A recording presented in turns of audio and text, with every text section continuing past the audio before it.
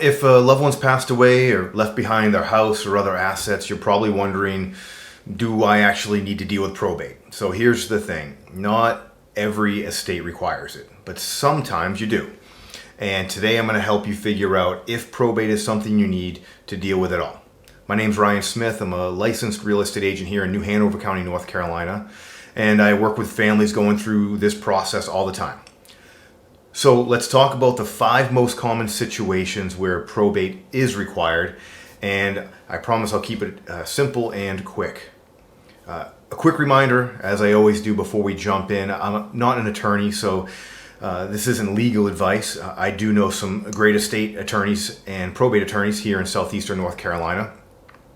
And honestly, even if you think you've got this all figured out, I do recommend at least a conversation with an attorney who specializes in probate. It'll give you peace of mind that you're doing everything right from the start. And if you'd like a recommendation, please reach out. I would be happy to connect you with them. All right, so let's get into it. Reason number 1 is that you might need probate is everything was only in their name. And this is the big one. If your loved one owns something and it was only in their name on all the paperwork, you're going to need probate to transfer that asset or that property to anyone else. So let me give you a real example. If your father owned a house, you pull up the deed and it's just his name on that deed, nobody else, you can't sell that house. You can't transfer it to yourself. You can't transfer it to yourself, and you can't do anything with it until you go through probate. Or maybe you had a bank account, say it had $25,000 in it. It's just in his name, so when you go to the bank with his death certificate and say, hey, I'm his son or his daughter, I need to have access to this account, the bank will tell you they're sorry, but they need to see official court paperwork proving that you have the legal authority to touch that account or have any access to it at all. And that's what probate does. It gives you that legal authority. Same thing goes with cars, investments accounts, savings accounts, all of that. If it's only their name on it and there's no paperwork saying where that asset or money or car goes when they die, probate is how you'll handle that. This is something that often surprises people.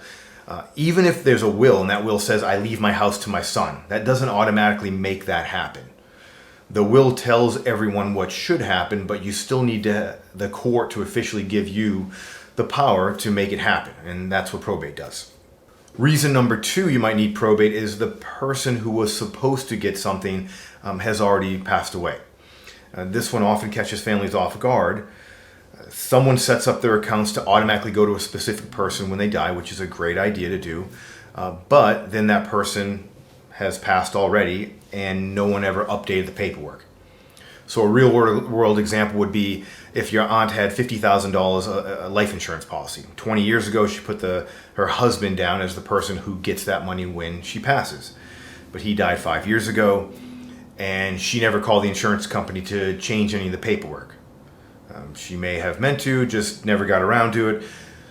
So now she's passed away as well. Who gets the money is the big question. The insurance company can't give it to her husband because he's not around. And if she didn't list a backup person, that money doesn't have anywhere to go. So it falls back into her estate, which means probate. This happens with retirement accounts too, 401ks, IRAs, all of those type of accounts. It happens with bank accounts where they're set up to go to somebody specific. And if that person is already gone and nobody was listed as a backup, you're kind of stuck and you'll need to go through probate to sort it out. The takeaway is those beneficiary forms need to be kept current. Life changes, people get divorced, people remarry, people obviously die. If the paperwork doesn't reflect reality, it forces the family into probate, even though that wasn't probably the intention to begin with. Reason number 3 is that there are bills that need to get paid. So this is news to some people, but when someone passes away, their bills don't magically disappear. So if they had credit card debt, medical bills often happens, a mortgage, a car payment, unpaid taxes, all that still exists, and probate is the legal way to handle it properly.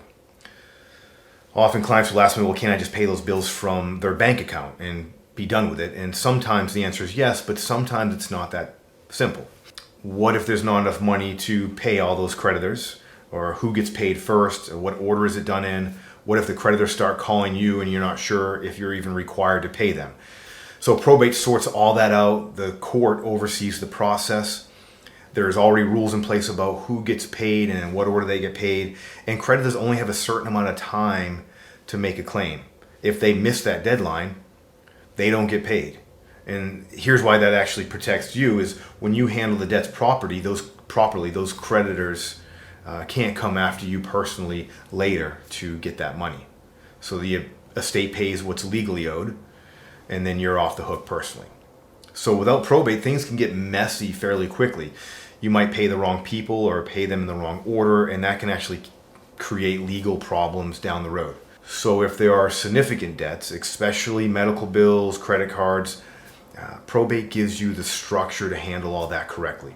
Reason number 4 that you may need probate is the family doesn't agree or the bank is being difficult. So sometimes you need probate not because the assets or because of the assets themselves, but because of the people involved. First, there are family disagreements, which I see all the time. Maybe you and your siblings can't agree on who should be in charge. Maybe someone thinks that the will that was left behind isn't fair. Maybe there's confusion about what your loved one actually wanted. When there's conflict, probate gives you a neutral referee. So the court looks at everything, makes a decision based on the law, and then everyone has to follow what the court says. It's not necessarily a fun process, but oftentimes it's necessary to be able to move forward. The other scenario is one that actually is highly frustrating to families. When families actually all get along and they agree on everything, sometimes there's a bank or a financial institution that just refuses to release funds without the court paperwork. So I've seen this happen before. There could be, say, $12,000 in a bank account. It's a small estate. Everyone's on the same page. The bank says, sorry, we're still going to need letters from the court before we release anything. And when that happens, you're kind of stuck, even if the estate technically qualifies for a simpler process. If the bank doesn't budge, probate becomes your only option. So every bank has different policies. Some are reasonable, some are much more strict. And unfortunately, you won't know that till you begin dealing with them throughout the process. But when they do dig in and they demand court paperwork, probate is usually the only way to move forward. Reason number 5 is there's more than $20,000 to $30,000. So North Carolina has a shortcut process for very small estates. There's a limit. If there's more than a certain dollar amount, you have to go through the full probate process. So here's essentially how the math works. If the total value of the bank accounts, investment accounts, personal property that was only in their name, the decedent's name, adds up to more than $20,000, you'll have to go through regular probate. And then that number bumps up to a $30,000 threshold, but only if a surviving spouse is the only heir. Now, here's what counts going towards that limit, because people often get confused about this. Life insurance with a named beneficiary, that doesn't count towards that amount. Retirement accounts with a beneficiary, that also doesn't go towards that amount. Property that was jointly owned doesn't count towards that threshold. So we're only counting the stuff that was in their name alone and no one else is listed. So a quick example, let's say your mother had a checking account with $18,000 and a savings account with $7,000, that's $25,000 total. It's over the $20,000 limit, so you'll need to go through probate. Or maybe the accounts only add up to $15,000, but she also had a car worth $8,000. Now you're at $23,000, which is still over the limit, and probate would be required again. So this is why it's so important to actually add everything up. A lot of families ask, oh, well, it's just a small estate, but when you calculate up all those little things, you've actually crossed that threshold without really realizing it. All right, let's recap. Here's the quick version. You need probate in North Carolina if everything was only in their name and nobody else is listed. The person who was supposed to inherit died first and nobody updated the paperwork. There are bills and debts that need to be handled. Fourth, the family can't agree or the bank is demanding court documents. Or lastly, there's more than $20,000 to $30,000 in the account and property. So if any of these apply to you, probate is probably required.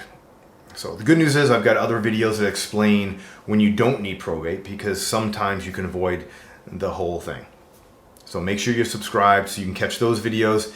And if you're here in this area or anywhere in North Carolina dealing with an inherited house, or just not sure which next step might be, please feel free to reach out.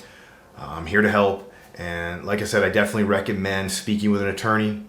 If you need a recommendation, I'd be happy to help with that as well. So thank you for watching, and I'll see you in the next video.